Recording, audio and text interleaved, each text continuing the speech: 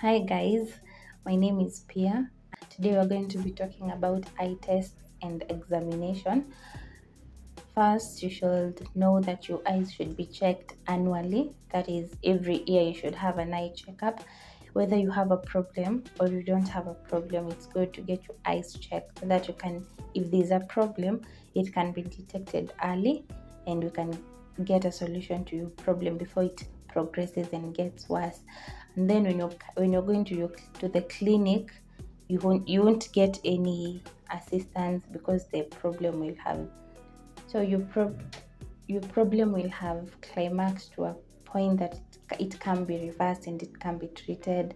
So we'll do nothing about it. So there are various tests that you do when you come to the eye clinics, whether you have a problem or not.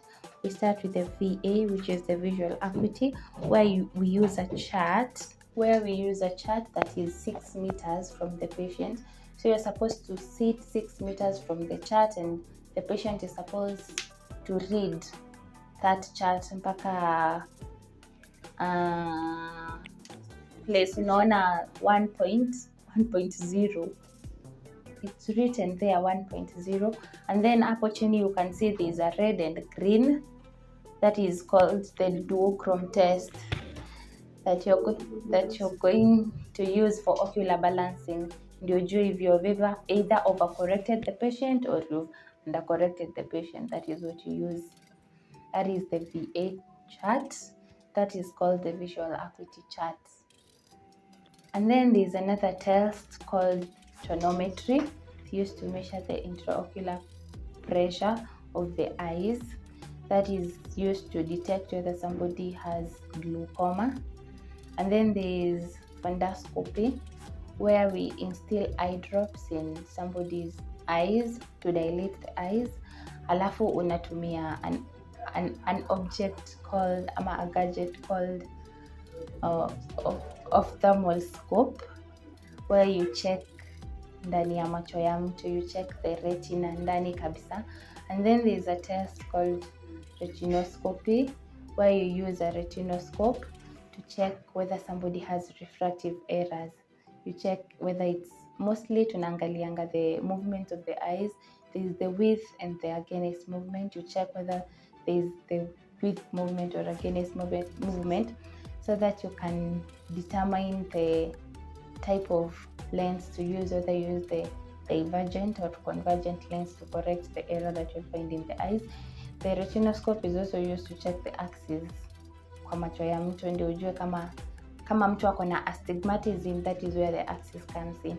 So you'll have to check with the retinoscope. It will show you the axis so that you can determine kama ako na axis ya 60, 20, 120, so that when you come to correct his or her astigmatism, you're going to correct the axis correctly.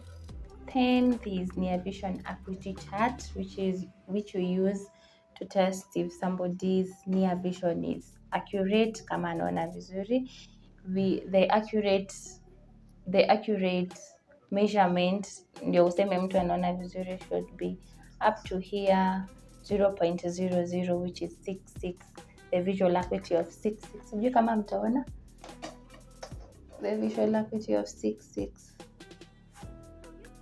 Then we use slit lamp to check for infections. It is also used to check kama mtu, if your eye uko ndani iko sawa, the retina, the macula, if you have any retinal degeneration or edema kwa macula. And then we also use the trial set. So this is the trial frame, where we have the concave spheres, the concave spheres, the convex spheres, and then the cylinders, which are used, the concave and convex cylinders used to correct astigmatism. Then this is called the trial lens, which you use to fit the lenses when you're doing subjective refraction. This is the ophthalmoscope, which you use to test, which you use to do the fundoscopy. If we had a patient here, I could have shown you how we do it. And then there's the retinoscope for retinoscopy. Yes. This is usually for errors. I explained that. And this one is to do fundoscopy.